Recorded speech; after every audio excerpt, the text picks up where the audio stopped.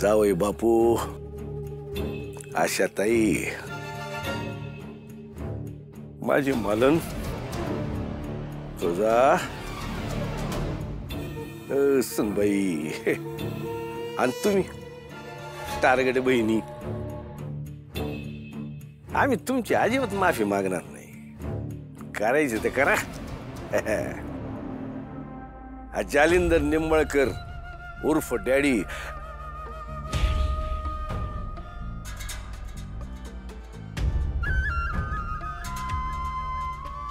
येतो चांगले.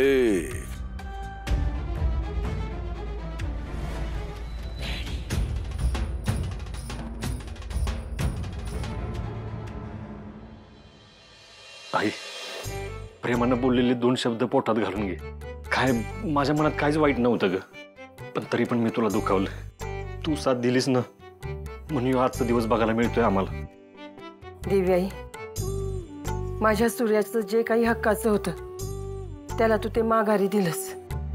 खंत आता एकाच गोष्टीची आहे. आमच्या ह्या घरावर खजिन्याचं रक्षण करण्याची जबाबदारी होती. त्या खजिन्याचा लिंगोबा हरवलाय. तो जिथं असेल तिथं सुखरूप ठेव. कुणा राक्षसाच्या हाती लागू देऊ नकोस. आशा वहिनी, मालक ह्या लिंगोबाचा लय शोध घेत होत. बरं झालं त्यासने नाही सापडला. हे सगळं तुम्ही कशाबद्दल बोलताय? आणि लिंगोबा म्हणजे काय? खजिन्याची चावी आहे ती. एखाद्या कुलपाची चावी असावी अशी कोणाला अंदाज येऊ नये म्हणून ती वेगळी बनवलेली होती. 1 मिनिट, मी आले.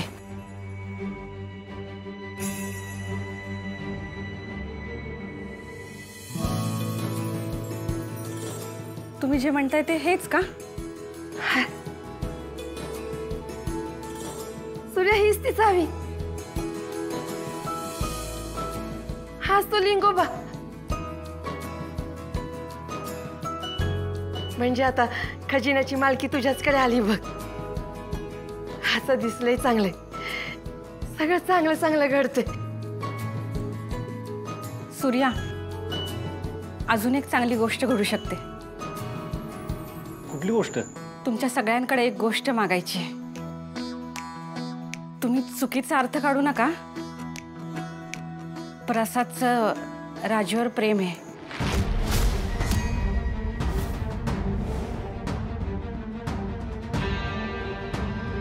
असं नाही की प्रसादचंच राजूवर प्रेम आहे, राजूचं बी प्रसादवर प्रेम आहे. तुम्ही सगळे म्हणत असाल तर. 1 मिनिट.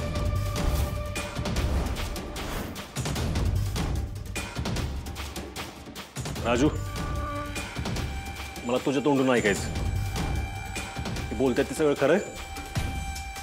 काय विचारतोय मी? इकडे.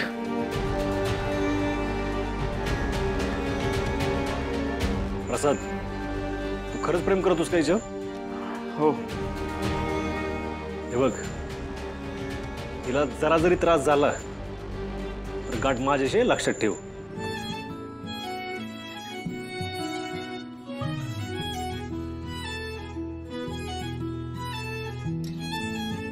मला हे लग्न मंजूर आहे.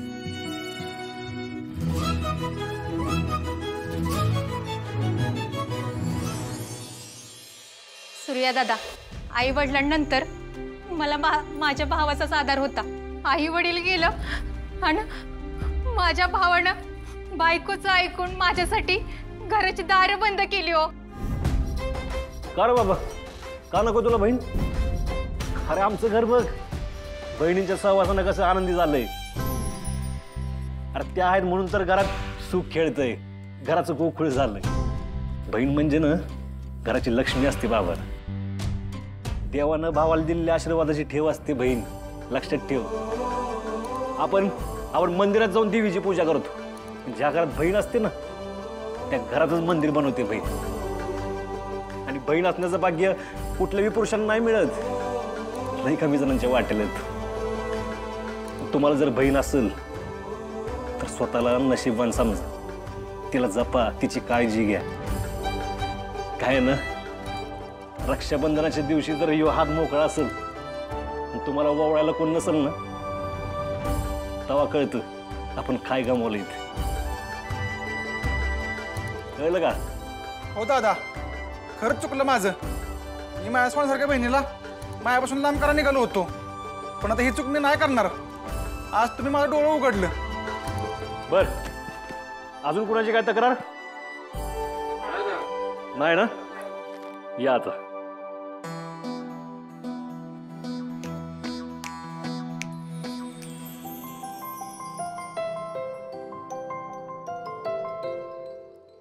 जा. तुळजा, मला कधी काय पाहिजे तुला कसं काय कळतं ग? तुला पण हा? अरे असू दे, मी नंतर घेते. तुळजा, तुझं माझ्या आयुष्यात लय मोठा वाटा आहे. त्यामुळे मी इथून पुढे ठरवलंय माझ्या प्रत्येक गोष्टीमध्ये ना तुला सहभागी करून घ्यायचं म्हणजे घ्यायचंच. अरे सूर, हा हे बरं आहे दादा, म्हणजे आम्ही काहीच नाही केलं. म्हणजे आम्ही कोणीच नाही, म्हणजे तुझ्या आयुष्यात आमचा काहीच वाटा नाही. ठीक आहे, आता आम्ही काहीच बोलणार नाही. झालं तुमचं? तुमचा माझ्या आयुष्यात काय वाटाय? हा? अरे तुम्हीच माझं आयुष्य आहे. काय आला? जगातला भारी काजू, जगातला भारी फोटोग्राफर घेऊन आला. एक मिनिट. हे सगळं कशासाठी? अरे मी सांगितलं यांना बोलवायला. आजचा दिवस आपल्या घरासाठी अत्यंत स्पेशल आहे. सगळं कसं छान आणि सुरळीत झालेलं आहे. मग हा क्षण कायमचा टिपून घ्यायला नको, म्हणून या भिंतीवरती आपलं पूर्ण जगताप कुटुंब आपल्या कायम डोळ्यासमोर दिसायला हवं की नाही, म्हणून मला हा फोटो हवाय. तुळजा, माझ्या बहिणी सासरी गेल्यावर पण माझ्या डोळ्यासमोर राहतील. त्यांना मी त्यांच्या पायावर आधी उभं करणार, त्यांना स्वावलंबी करणार आणि मग सासरी पाठवणार. तुम्हाला माहितीये, माणसाचा ना एकदा जीव जातो, पण भावाचा दोनदा जातो.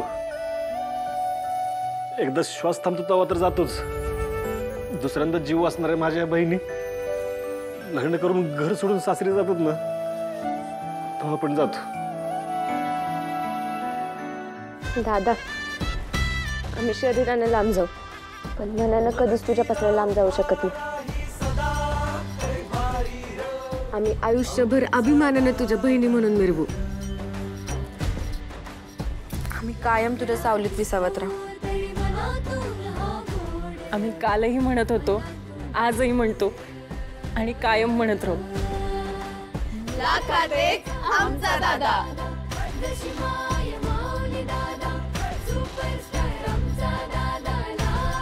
फोटोवाले हा ना,